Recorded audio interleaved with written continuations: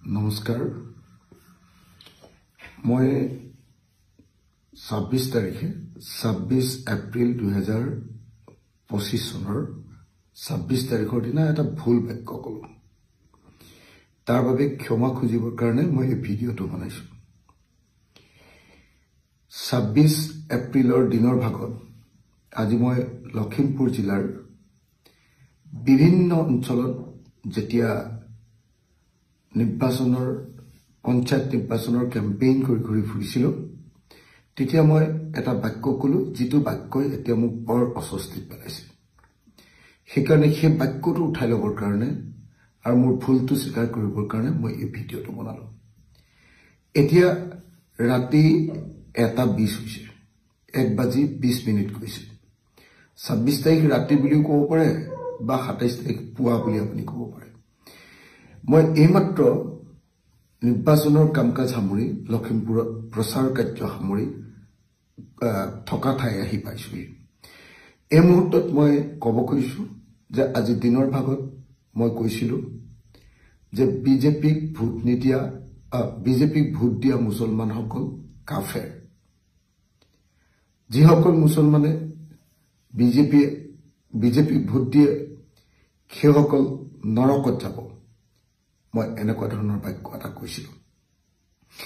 এই বাক্যটো মোৰ ভুল আছিল এতিয়া মোৰ সকলো বন্ধু মহল আৰু মোৰ দলীয় সতীৰ্থসকলে মোক এনে এটা বাক্য কোৱাৰ কাৰণে সমালোচনা কৈছে যে মোৰ নিচিনা এজন যুক্তিবাদী আৰু প্ৰগতিশীল মানুহে এনেকুৱা এটা তৰল এনেকুৱা এটা ধৰ্মীয় সেন্টিমেন্ট থকা এনেকুৱা ধৰণৰ বক্তব্য কেতিয়াও প্ৰকাশ কৰা উচিত নাছিল এয়া অযুক্তিকৰ বক্তব্য আৰু এটা ধাৰ্মিক মানুহে কোৱা ধৰ্মভীৰু মানুহে কোৱা কথাৰ বাহিৰে আন একো নহয় বুলি মোক প্ৰত্যেকজন মোৰ সতীৰ্থ যিসকল মোৰ আদৰ্শগতভাৱে ভাল পায় সেইসকলে মোক সকলোৱে সমালোচনা কৰিছে সেইকাৰণে এই মুহূৰ্তত মই সমগ্ৰ অসমবাসী ৰাইজৰ ওচৰত ক্ষমা বিচাৰিছো যে মই এটা ভুল বাক্য কৈছিলো যেটো ভুল বাক্য মোৰ মুখেদি ওলোৱাটো উচিত নাছিল মই কৈছিলো যে যিসকল মুছলমান লোকে বিজেপিক ভোট দিয়ে সেইসকল কাফেৰ সেইসকল নৰকলৈ যাব এনেকুৱা ধৰণৰ আল্লাহ তেওঁলোকক শাস্তি দিব এনেকুৱা ধৰণৰ বক্তব্য এটা প্ৰকাশ কৰিছিল মই একজেক্ট বাক্যটো ক'ব নোৱাৰিব পাৰো কিন্তু এনেকুৱা ধৰণৰ বাক্য এটা প্ৰকাশ কৰিছিল আসলতে গোটেই দিন ৰাত যোৱা কিছুদিন ধৰি একেৰাহে প্ৰচাৰ চলাই থকাৰ কাৰণে মই যথেষ্ট এনেকুৱা ধৰণৰ প্ৰত্যেক দিনাই 20-25খন মিটিঙত এনেকৈ ভাষণ দি থকাৰ কাৰণে আকস্মিকভাৱে চিন্তা নকৰাকৈ এনেকুৱা ভুল বাক্য এটা কৈ পেলালো সেইকাৰণে সকলো ৰাইজে মোক ক্ষমা কৰিব আৰু মোৰ সতীৰ্থ যিসকল বন্ধু দলৰ যিসকল সতীৰ্থ যিসকলে এই বাক্যটো কোৱাৰ কাৰণে মোক বেয়া পাইছে মই